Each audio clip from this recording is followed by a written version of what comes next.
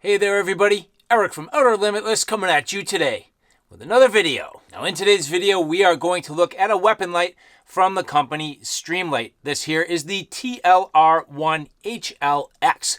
Now there are a couple of different versions of this, so keep in mind the fact that there is a version that has USB rechargeable batteries, this particular version with the standard CR123s. Now why the standard CR123s? I'll be honest, as we kick this off, I don't really know. For me, it was something where, the people at Streamlight did provide this for me for this review, and they asked, do I want the USB rechargeable version or the standard CR123s?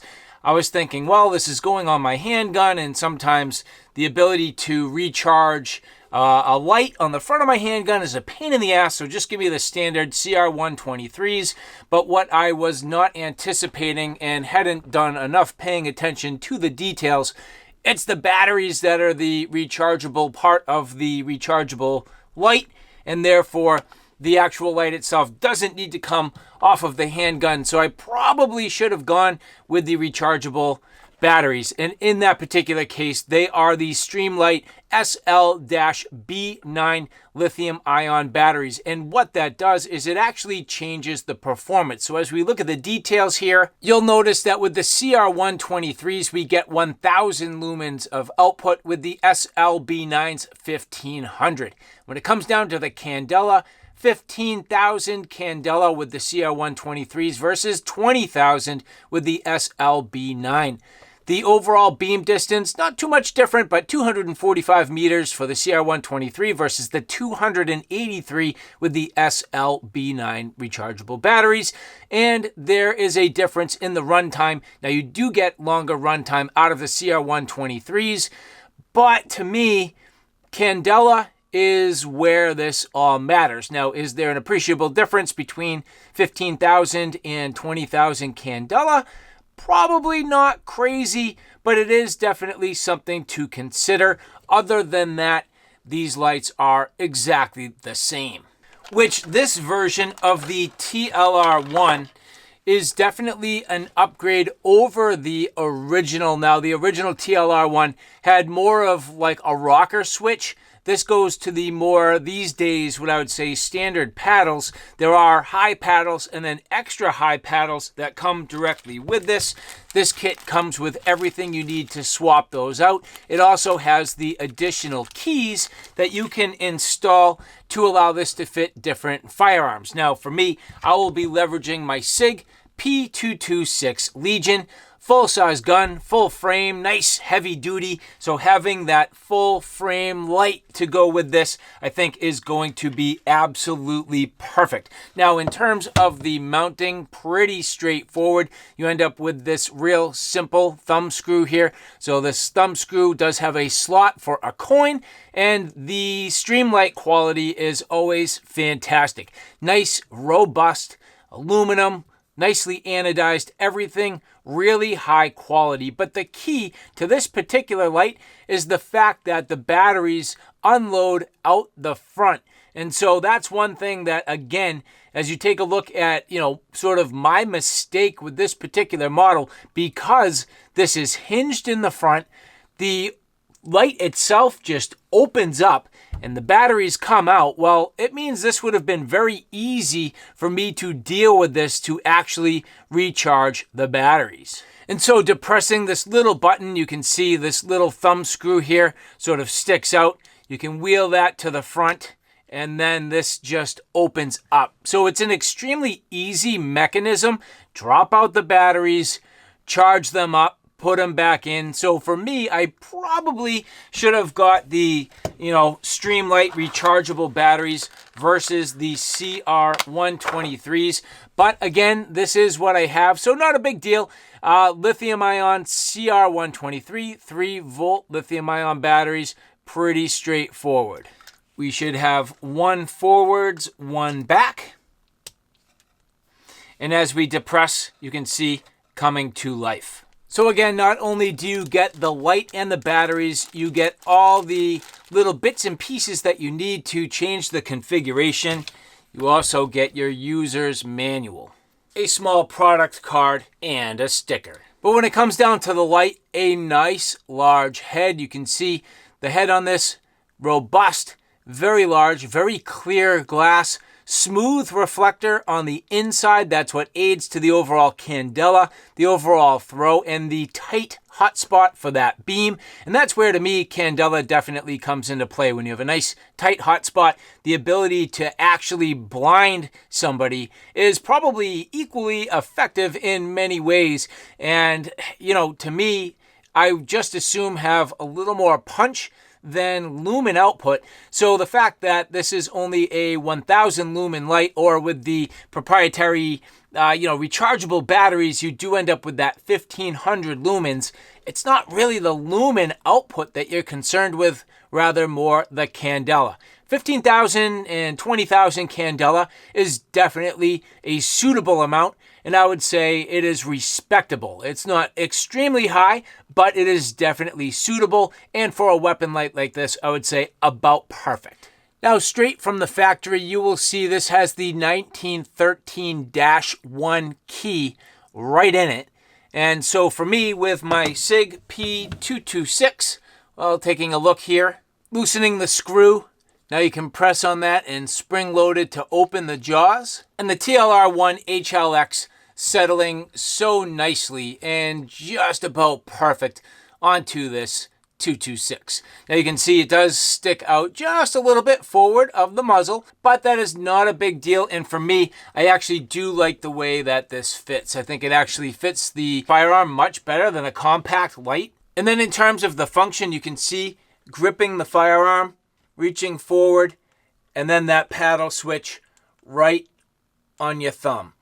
I can say I might really enjoy the idea of those extra high paddles, because the potential for a negligent discharge, in my opinion, definitely goes down.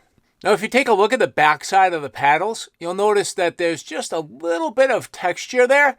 For me, I don't even know if I necessarily touched that particular spot on the paddles, but you'll notice that there is some texture both on the back, but also on the top. And the top for me is definitely where I tend to press when I grip that firearm, and then my thumb comes down right on that switch. It's not really more towards the back, but rather right down on top of that switch.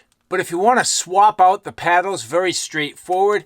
Again, this comes with the tool that you need. Leveraging the punch, just going to slide the pins to the side, pop out the first paddle, which allows you to easily slide the new one into place, and just pushing that pin back down.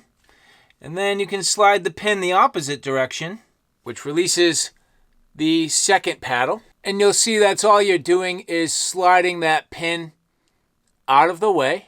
So it's very simple. And the new paddle going right into place. And then you're just going to push that pin back, and that goes through the little hole, which now, here you go. Just taking the punch and centering everything up real nice. Very simple. Nothing to it. And now I have those extra high paddles. And keep in mind the fact that, of course, this is fully ambidextrous, so right hand or left hand dominant. You can see pressure switch when you lean on it, and that comes on momentary, or you just press it all the way down, and that comes on in the full on mode. 10 tap functionality. 1, 2, 3, 4, 5, 6, 7, 8, 9. Hold it. And now you can see the light flashes. And now after the 10 tap programming, the strobe is enabled. So a quick double press, and that will activate the strobe. That's the case for both sides. Quick double press, and you'll see that works very well. If you want to deactivate, again with the light off, 1, 2, 3, 4, 5, 6, 7, 8, 9, 10. On the 10th one, hold it down. Now that the light has turned off, you'll see that's been fully disabled. So now it's just back to light only. And this gives you a good look at the high paddles, which again, I think I'm going to greatly like that. I mean, it's less of a reach for my thumb, and I feel like it might be in a better spot. Now, it will really take me bringing this to the range and shooting to see whether or not the recoil and my grip and just, general ability bumps on that. I can't say for sure. It really only requires the testing. So with that, let's get out to the range.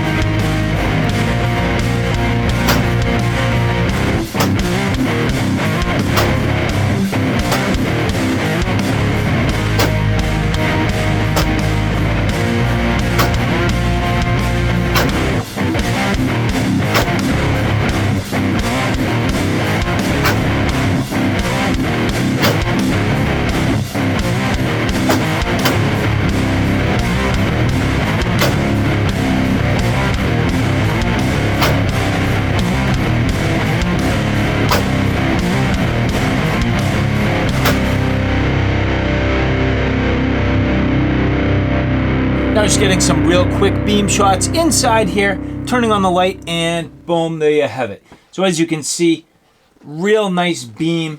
Generally speaking, more than enough light for everything you're going to need this for, hopefully including blinding somebody if you need to blind them, yet not blinding yourself at the same time. You can see, generally speaking, a defined hotspot right in the middle, good flood off to the sides, a little bit of a halo effect that you might not be able to see on camera, but that's not going to be a problem, and it doesn't take away from the overall quality of the beam or the light itself. Again, the paddle's very easy to get on, and as we get into that 10 tap programming, 1, 2, 3, 4, 5, 6, 7, 8, 9, 10, there you can see the strobe, and at this point, double press, activating the strobe, single press, and you're back on the primary light. Holding down, that is going to be your momentary press, and then a full single press, activating the light. Again, double press is the strobe, single press off. And so, all right, guys, there you have it. A look at the Streamlight TLR-1 HLX. All in all, a fantastic light. Very, very nice. The overall beam quality, fantastic. And you can see just after some practical shooting, 50 rounds, a little bit more. Not a huge test, but definitely performed. I didn't pick up on any flicker. It certainly performed. I had no problems with any of the testing. So generally speaking, so far, very, very good. Now, I did want to just point out real quick, if you take a look at the size of the TLR-1 HLX, obviously quite large. This is the TLR-7 sub, so you can see more of that compact size versus the full-size weapon light, which I do think, at least here on the SIG P226, looks perfect. I like the size. I like the overall just, general shape and dynamic that you get with the firearm. Not that looks necessarily matter, but of course there's something to the aesthetic. Now, in terms of the functionality with those paddles, I found as though they were in an appropriate location. I had no problem, and in my testing, I had no problem bumping into it erroneously or accidentally, negligently discharging my light, which is a good deal. And especially with those high paddles, it was kind of questionable whether or not that would work. So in my testing, I had no problem. I do like the location of those. I find that where I grip, it's just right there. Very simple, very intuitive, nothing that's going to make me really move too far from my master grip, which is awesome, and I like that. It's just simply a move of your thumb right down, hitting those paddles, and then right back up. Now, in full disclosure, I don't have a ton of firearms training, period. Never mind with a weapon light. So I think, for most people, practicing and training with the weapon light and having scenarios where you actually need to use it and shooting in low light conditions would be awesome. I just don't have too many of those opportunities, so I know I'll be seeking them out. And finally, for me, I'm not typically too concerned with lumens, rather Candela. So the fact that this is only 1,000 lumens, but yet 15,000 Candela, that's awesome. If I could do it again, I probably would have got the better battery. Probably would have gone with that rechargeable battery to get 1,500 lumens and 20,000 Candela. To me, that would have been a better option, but I'm not worried about it, and this performed again very well. And so all in all, thank you guys for following along. I hope you found that enjoyable. Thank you to the people at Streamlight who did provide this for review. And for the rest of you, if you like this content, do me a favor. Take a look at my Outer Limitless channel, which is more on my primary gear. On that channel, I cover everything from hiking, camping, and backpacking excursions, all the gear that goes with it. So from sleep systems, shelter systems, knives, axes, backpacks, flashlights, you name it, that's my Outer Limitless YouTube channel. So all right, guys, thanks for stopping by. Hope you like what you saw. I hope you found it a little bit informative. If you like what you saw, please like, share, and subscribe. And as always, thanks for stopping by. Take care now. I'll see you soon.